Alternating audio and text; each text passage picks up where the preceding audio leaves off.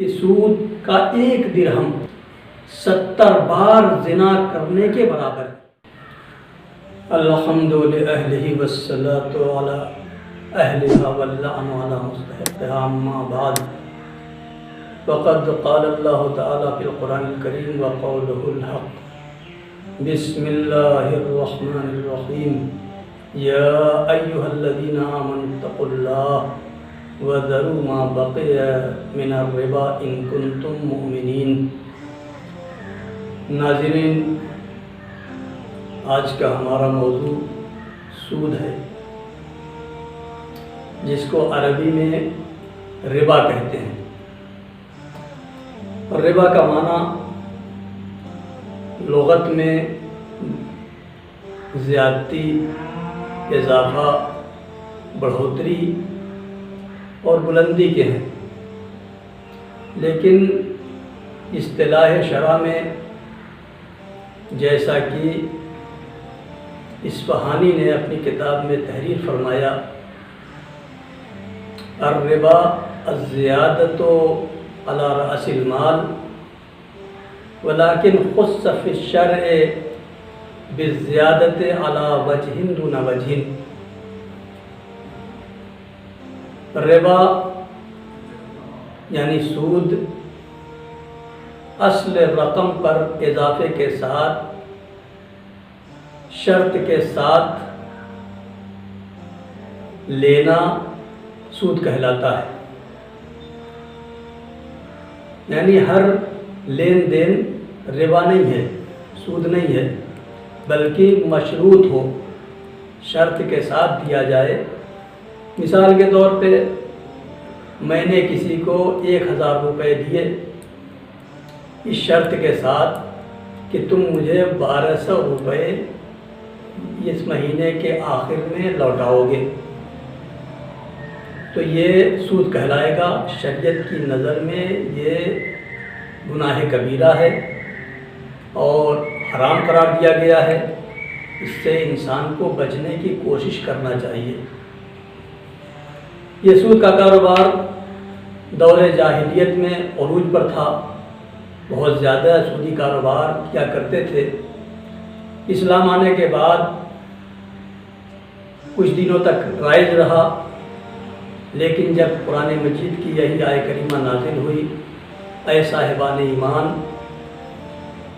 اللہ سے ڈرو اور جو سود کا مال تمہارا کسی کے گردن پہ رہ گیا ہے اسے چھوڑ دو اگر تم مومن ہو۔ تو اس وقت پیغمبر اسلام نے حکم الہی کو لوگوں تک پہنچایا اور جس کسی کا بھی کسی کی گردن پہ سود رہ گیا تھا اس کو چھوڑنے کا حکم دے دیا۔ اور پیغمبر اسلام صلی اللہ علیہ وآلہ وسلم نے اس کے متعلق جو حکم الہی تھا پہنچایا، اور سورہ بقرہ میں اگر آپ دیکھیں تو متعدد آیتیں موجود ہیں جس میں سودی کاروبار کی مذمت کی گئی ہے اور سود لینے والے کی ہلاکت کا تذکرہ کیا گیا ہے۔ جیسا کہ سورہ بقرہ کے آخری آیت میں ارشاد ہوتا ہے کہ وَمَنْ عَادَ فَأُولَٰئِكَ أَصْحَابُ النَّارِ هُمْ فِيهَا خَالِدُونَ، کہ یہ کاروبار اب تک ہوتا رہا لیکن آج سے یہ حرام ہے، اور جو شخص بھی سودی کاروبار کرے گا تو یقیناً وہ دوزخی ہے اور وہ دوزخ میں ہمیشہ ہمیشہ رہے گا۔ تو قرآن مجید کی آیت کریمہ سے واضح ہو جاتا ہے کہ سودی کاروبار حرام ہے، اس کا لین دین ممنوع ہے۔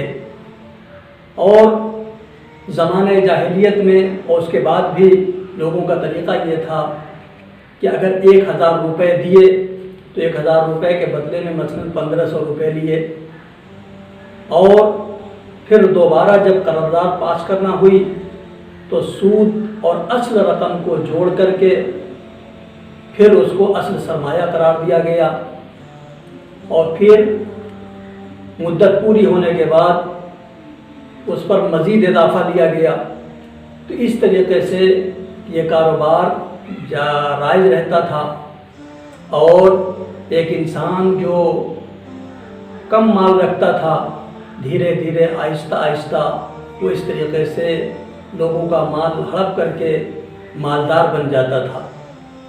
لہذا شریعت نے اس کو حرام قرار دے دیا، اور اس کا کتنا سخت عذاب ہے۔ ناظرین، اگر احادیث اور روایات کا مطالعہ کیجیے تو پتہ چلتا ہے کہ کتنا سخت اور دردناک عذاب میں مبتلا ہوگا۔ جیسا کہ میں نے قرآن مجید کی آیت سے ثابت کیا کہ قرآن مجید نے کہا کہ اولئک اصحاب النار، سود لینے والے دوزخی ہیں اور وہ ہمیشہ جہنم میں رہیں گے۔ پیغمبر اسلام شب معراج جب آسمان پہ پہنچے تو آپ نے دیکھا کہ ایک شخص ہے جس کا شکم بہت زیادہ بڑھا ہوا ہے، اور وہ اٹھنا چاہتا ہے، کھڑا ہونا چاہتا ہے، لیکن کھڑا نہیں ہو پا رہا ہے پیٹ بڑا ہونے کی وجہ سے۔ بلکہ بعض روایات میں نے دیکھا کہ اس کا پیٹ ایک کمرے کے برابر اتنا بڑھا ہوا تھا، لیکن اٹھنا چاہ رہا ہے تو اٹھ نہیں پا رہا ہے۔ تو پیغمبر نے جبرائیل امین سے سوال کیا، اے جبرائیل یہ کون لوگ ہیں؟ تو جبرائیل نے وضاحت کی، کہا یا رسول اللہ یہ سود خور ہیں، مال حرام کھاتے تھے، جس کی بنا پر ان کے شکم بڑھے ہوئے ہیں۔ تو پھر پیغمبر فرماتے ہیں کہ میں نے دیکھا کہ وہ آل فرعون کے راستے پر چل رہے ہیں، اور ان کے سامنے صبح و شام جہنم کی آگ پیش کی جا رہی ہے۔ تو وہ سوال کرتے ہیں پروردگارا آخر قیامت کب آئے گی؟ اس کے علاوہ اور بھی بہت سی روایتیں موجود ہیں، جیسا کہ امام جعفر صادق علیہ السلام نے ارشاد فرمایا کہ سود کا ایک درہم، سود کا صرف ایک درہم 70 بار زنا کرنے کے برابر ہے، اور وہ بھی جو محرم کے ساتھ کیا جائے۔ محرم سے مراد یعنی خالہ، پھوپھی، ماں کے ساتھ، معاذ اللہ معاذ اللہ۔ اور اسی طریقے سے خود پیغمبر اسلام کی حدیث ہے، اور معتبر ترین حدیث ہے کہ آپ نے فرمایا کہ سود لینے والا، سود دینے والا، سود کا کاغذ تیار کرنے والا، سود پہ دستخط کرنے والا، اور سود کے کاغذ پہ گواہی لکھنے والا، ان سب پر لعنت ہو۔ تو پیغمبر اسلام کی نگاہ میں سود کا کاروبار کرنے والا لعنت کا مستحق ہے۔ لہٰذا میں ناظرین سے گزارش کروں گا کہ اس سود کے کاروبار کو اگر کر رہے ہوں تو چھوڑنے کی کوشش کریں، اس لیے کہ دنیا چند روزہ ہے، اور اس کے بعد قبر میں سو جانا ہے اور حساب و کتاب کی منزل سے گزرنا ہے۔